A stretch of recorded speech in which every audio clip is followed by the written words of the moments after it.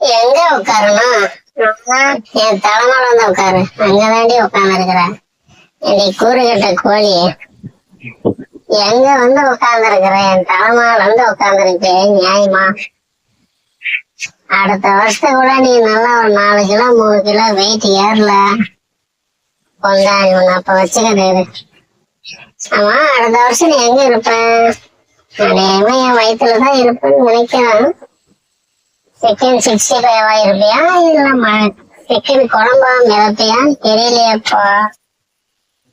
இருந்தாலும் இம்புட்டு இம்புட்டு இம்புட்டு ஆசை இருக்க கூடாது.